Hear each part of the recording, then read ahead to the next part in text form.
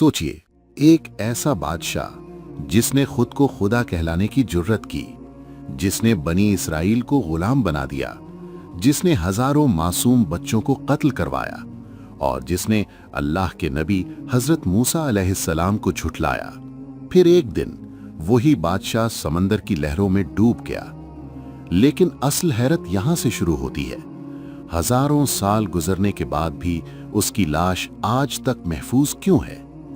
क्या ये सिर्फ एक तारीखी हादसा है या फिर ये अल्लाह की तरफ से पूरी इंसानियत के लिए एक जिंदा निशानी है? आज हम कुरान और मुस्तनद इस्लामी तारीख की रोशनी में इस राज को समझने की कोशिश करेंगे। हजरत मूसा अलैहिस्सलाम और फिरौन का वाकया कुरान मजीद की सबसे अहम और बार बार बयान होने वाली कहानियों में से एक है। कुरान में कई मकामात पर अल्लाह ताला ने इस वाकये को बयान किया है।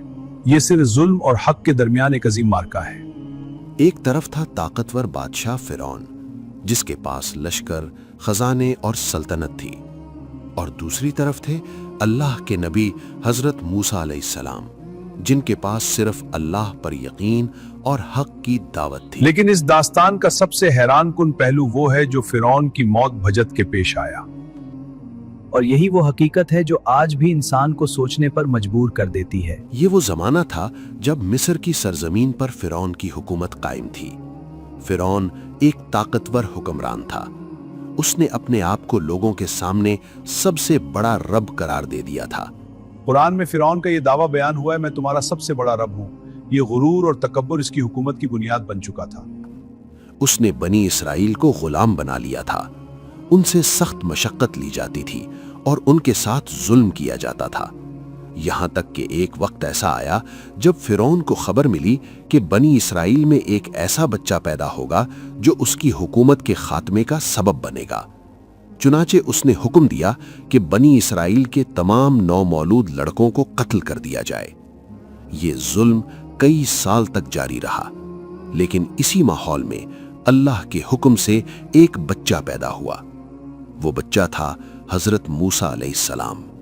अल्लाह ने उन्हें मौजज़ाना तरीके से बचाया और उन्हें फिरौन के ही महल में परवरिश दी।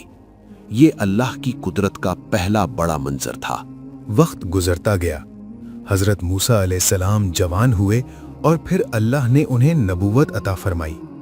अल्लाह ने उन्हें हुक्म दिया, फिरौन के पास जाओ और उसे अल्लाह की बंदगी की दावत दो।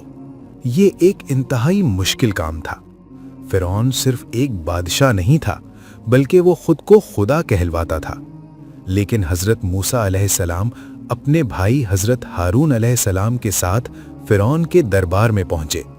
उन्होंने फिरौन से कहा, हम रब्बुल आलमीन के रसूल हैं, बनी इसराइल को हमारे साथ जाने दो। फिरौन ने इस दावत को कबूल करने के बजाय इसका मजाक उड़ाया। उसने हजरत मूसा अलैहिस्सलाम से मोजिज़ा मांगा। तब अल्लाह के हुक्म से हजरत मूसा अलैहिस्सलाम ने अपना आसा जमीन पर डाला। वो असा एक बड़े अजदहे में बदल गया। फिर भी फिरौन ने सच को कबूल नहीं किया। उसने अपने जादूगरों को बुलाया ताकि वो हजरत मूसा अलैहिस्सलाम के मोजिज़े का मुकाबला करे। लेकिन जब जादूगरों ने हकीकत देखी तो वो फौरन सजदे में गिर गए और अल्लाह पर ईमान ले आए। ये मंजर फिरौन के लिए बहुत बड़ा धचका था। उसने गुस्से में आकर उन जादूगरों को सख्त सजाएं दी, लेकिन इसके बावजूद वो हक को तस्लीम करने के लिए तैयार नहीं था। फिरौन की हठ धर्मी बढ़ती गई। तब अल्लाह ताला ने उस पर कई अजाब नाजिल किए। कभी कहत आया, कभी टिड्डी दल, कभी मेंढक और कभी खून जैसी आजमाइशें। ये सब निशानियां थीं, लेकिन हर बार फिरौन थोड़ी देर के लिए वादा करता और फिर दोबारा इनकार कर देता। आखिरकार अल्लाह ने हजरत मूसा अलैहिस्सलाम से हुक्म दिया, बनी इसराइल को लेकर मिस्र से निकल जाओ। ये एक खुफिया सफर था। रात के अंधेरे में हजरत मूसा अलैहिस्सलाम बनी इसराइल को लेकर रवाना हुए। जब फिरौन को इसकी खबर मिली तो वो शदीद गुस्से में आ गया। उसने अपने लश्कर को जमा किया और बनी इसराइल के ताक़ुब में निकल पड़ा। अब एक तरफ था समंदर और दूसरी तरफ था फिरौन का अजीम लश्कर। बनी इसराइल घबरा गए। उन्होंने कहा, अब तो हम पकड़े जाएंगे। लेकिन हजरत मूसा अलैहिस्सलाम ने कहा, हरगिज नहीं, मेरा रब मेरे साथ है। उसी लम्हे अल्लाह का हुक्म आया। हजरत मूसा अलैहिस्सलाम ने अपना असा समंदर पर मारा।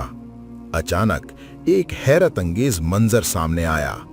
समंदर दो हिस्सों में तकसीम हो गया। पानी की दीवारें खड़ी हो गईं और दरमियान में खुश्क रास्ता बन गया।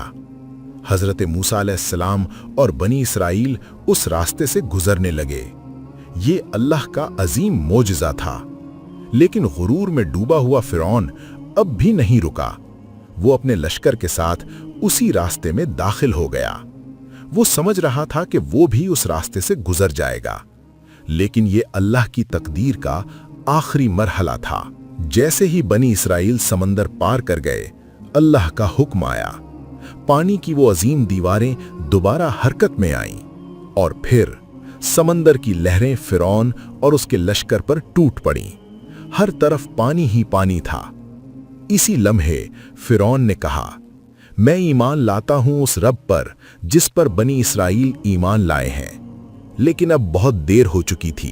कुरान कहता है क्या अब, जबकि इससे पहले तो नाफरमानी करता रहा। फिर फिरौन डूब गया। लेकिन इस वाक़े में एक और हैरान कुन ऐलान भी हुआ। अल्लाह ताला ने फरमाया, आज हम तेरे जिस्म को महफूज रखेंगे ताकि तो बाद वालों के लिए निशानी बन जाए। ये ऐलान कुरान में सूरह यूनुस में मौजूद है। यही वो आयत है जिसने इस वाक़े को हमेशा के लिए इंसानियत के सामने एक इबरत बना दिया। फिरौन दुनिया का एक ताकतवर तरीन हुक्मरान था। उसके पास फौज थी, दौलत थी, इक़्तिदार था। लेकिन जब उसने अल्लाह के मुकाबले में तकब्बुर इख्तियार किया तो उसकी पूरी सल्तनत खत्म हो गई। और आज हजारों साल बाद भी उसकी लाश दुनिया के लिए एक निशानी है। यह हमें याद दिलाती है कि ताकत हमेशा हक की होती है, जुल्म वक्ती होता है और गुरूर का अंजाम हमेशा तबाही है। कुरान हमें यह सिखाता है कि जो शख्स अल्लाह के मुकाबले में तकब्बुर करता है वो कभी कामयाब नहीं होता, और जो अल्लाह पर भरोसा करता है अल्लाह उसके लिए रास्ते पैदा कर देता है। आज भी अगर हम अपनी जिंदगियों में हक, इंसाफ और ईमान को मजबूत रखें तो अल्लाह हमारी मदद जरूर फरमाता है। इसलिए अपना ईमान मजबूत रखिए और अल्लाह पर भरोसा कभी मत छोड़िए।